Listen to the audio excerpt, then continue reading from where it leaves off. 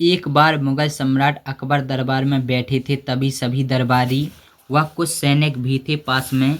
संगीतकार तथा कुछ अन्य भाषाओं के ज्ञाता भी बैठे थे।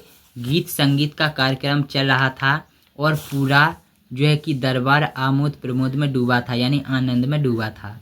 लोगों की खुशी की परवाह खुशी का पारा बारा नहीं था। संगीतकार भी एक से एक करके अपने गायन प्रतिभा को प्रस्तुत करने के लिए उद्यत थे। और कुछ देर बाद उस समय के प्रसिद्ध संगीतकार तानसेन, जो कि सम्राट अकबर के 9 रत्नों में से एक थे, ने भी अपना राग बजाना शुरू किया। उनके संगीत बजाते ही स्वर लहरियां गूंजने लगीं। सभी लोग तानसेन को मंत्रमुग्ध होकर सुनने लगे। जब तानसेन ने संगीत बजाना बंद किया तो अकबर ने कहा, तानसेन तुम्हारी तरह दूसरा संगीतज्ञ नहीं है, मुझे तुम पर फक्र है। यह बात सुनकर तानसेन ने कहा, जहाँपनाह, ऐसा कहकर आप मेरे गुरु का निरादर न करें। उनकी तरह दूसरा संगीतज्ञ अभी तक मैंने नहीं देखा। यह बात अकबर जैसे महान सम्राट के लिए बहुत बड़ी थी और वे बोले, तानसेन आपके गुरु का नाम क्या है? मैं उनसे मिलना चाहता हूँ। और उनका नाम जो है कि स्वामी हरिदास है, तानसेन बोले। इसके बाद उन्होंने सम्राट को स्वामी हरिदास का पता बताया तथा कहा कि आप वहाँ सम्राट के वेश में नहीं जाना, क्योंकि इस वेश में होने से हो सकता है कि गुरुवर आपको कुछ भी ना सुनाए।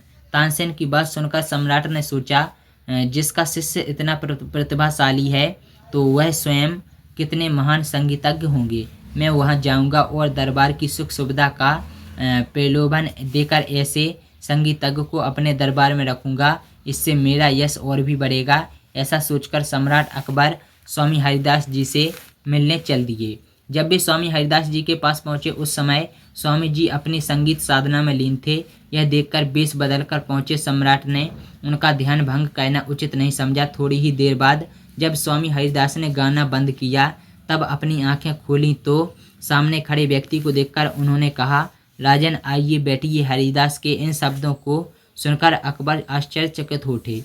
वे बोले, गुरुवर आपने मुझे कैसे पहचाना?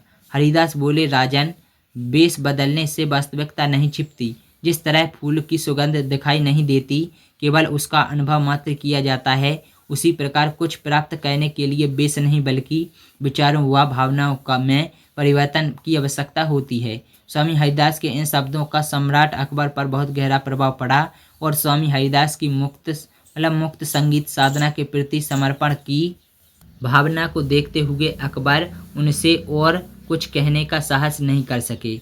राजधानी वापस लौटने पर सम्राट ने तानसेन को फटकार लगाते हुए कहा कि जंगल में बिना किसी सुख सुविधा के जीवन बिताने वाला एक फकीर इतना अच्छा गाता है।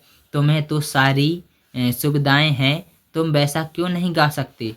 सम्राट अकबर की क्रोध भरी वाणी सुनकर तानसेन बोले कि क्षमा कीजिएगा अन्नदाता, वे इसलिए इतना अच्छा गाते हैं क्योंकि वे स्वतंत्र हैं और ईश्वर के लिए गाते हैं। मैं वैसा नहीं गा सकता हूँ क्योंकि मैं आपके दरबार में हूँ और आपके लिए गाता हूँ। तानसेन की विनम्र वाणी सुनकर अकबर बोले, वाह तानसेन, तुम और तुम्हारे गुरु दोनों धन्य हैं, किसी को कुछ कहने का अवसर ही नहीं देते। सारा दरबार ठहाकों से गूंज उठा। तो ये था वीडियो, जो कि आप लोगों को वीडियो पसंद आई होगी। वीडियो अगर पसंद आई हो तो वीडियो को लाइक करना, शेयर करना, चैनल को सब्सक्राइब जरूर कर लेना।